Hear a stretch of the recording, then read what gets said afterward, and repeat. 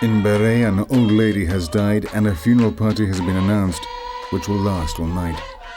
With songs, the young people try to cheer up her son, who sits at a small table looking at photos of his dead mother.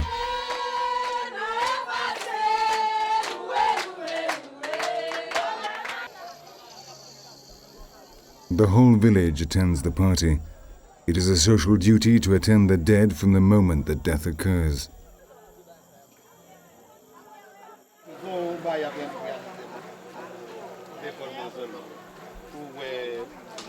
At the back of the house, the women make coffee so that the people can make it through the night and the party may be successful.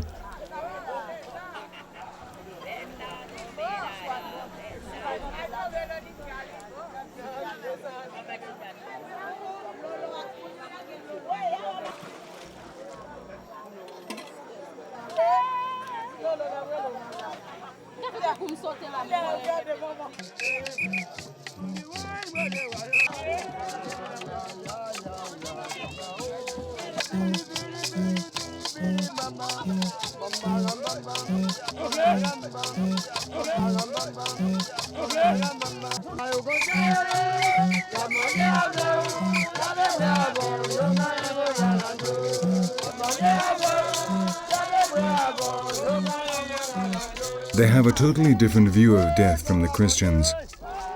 The cycle is renewed and death is the end of the journey through life. Now the soul of the deceased will walk towards the past to meet up with his ancestors.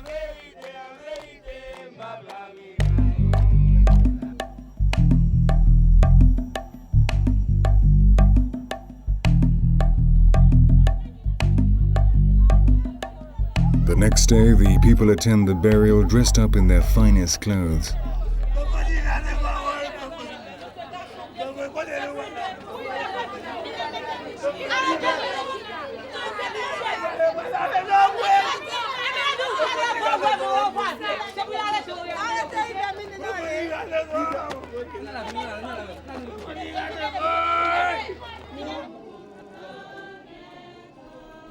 Scenes of grief continue. It is necessary to shout a lot so that the dead person knows that he is dead. The soul does not leave the body immediately, instead it remains at his side, and it is necessary to convince it to go off with the guédé, otherwise it could disturb the living. In some places they turn the coffin over many times so that the dead person gets lost and cannot find his way home.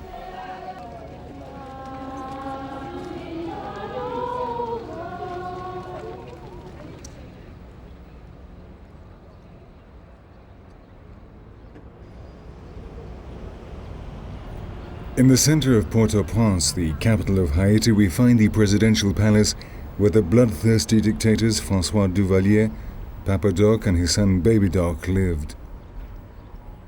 Opposite the front of the palace is the statue of the slave Toussaint Louverture, who led the fight against the French. On the other side, the figure of a slave blowing a lambi, symbol of the fall of colonial power and the fight against the oppression of slavery.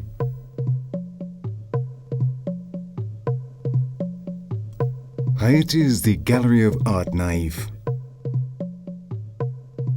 The Church of the Trinity is the first that opened its doors to this type of artwork. The art of a people who feel a need to express themselves by painting in this way.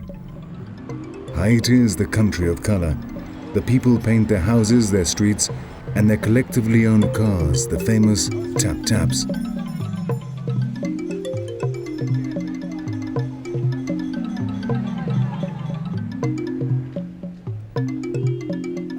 The Haitian people have suffered countless attacks and their freedom has been repressed on many occasions. Perhaps the most tragic example, because it was so recent, was that carried out by the Duvalier dictators and their reigns of terror sustained by witchcraft and black magic.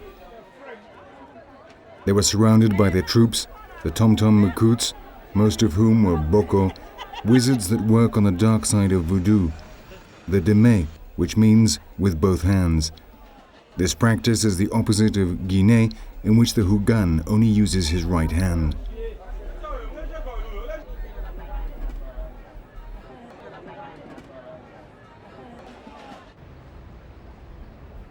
The Catholic Church does not like to coexist with Voodoo, while the Voodooists, on the contrary, have no trouble coexisting with the Church.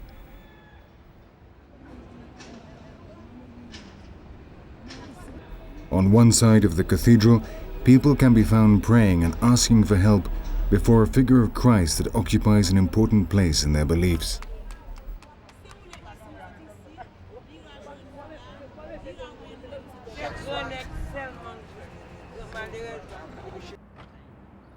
Rituals are celebrated daily in the cemeteries of Port-au-Prince. The dead must be well attended to, otherwise they will bother you instead of helping you. We attend a mass with Filo Pascal that is being held for a dead relative before Baron Sammedi. He is offered food and rum, which at the end will be shared out among the poor people who come to the cemeteries because of this.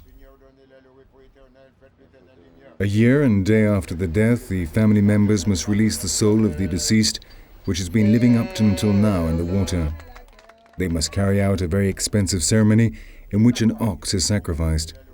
If they delay it for a long time, the deceased may rise up against them.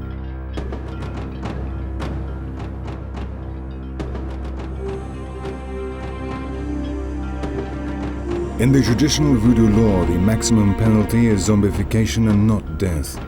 The HOUNGANS that have passed sentence will appoint an executioner who will blow the zombie powder in such a way that the criminal will inhale it without realizing it. Shortly afterwards, he will die without anyone knowing why, and he will be buried. Sometime later, he will be exhumed, an antidote will be applied, and they will steal his soul.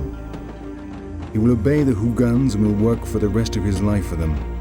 In fact, they reduce him to a cataleptic state produced by tetrodotoxin, the main ingredient of the zombie powder. His brain does not receive sufficient supply of blood, which combined with the shock of being buried alive, causes irreversible damage to his mental faculties.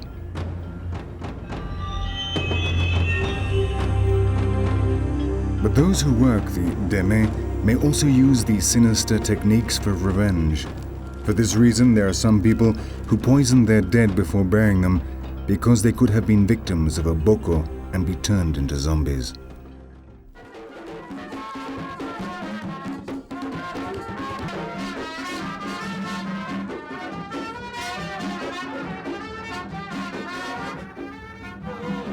The most important secret societies were born a long time ago and were the real spiritual support for the uprising of the slaves. Their ceremonies, like this one of Bosu, are more violent because they call upon the Lua Petro, originally from Haiti.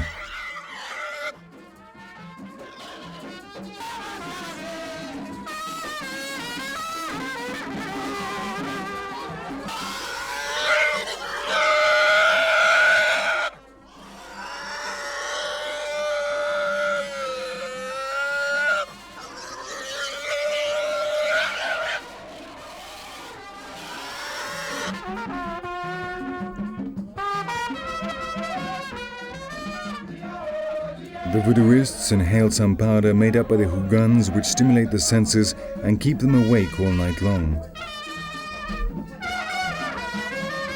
From this moment on, the atmosphere gets hotter and hotter until a climax is reached where almost everyone suffers severe trances. The Lua Petro have arrived.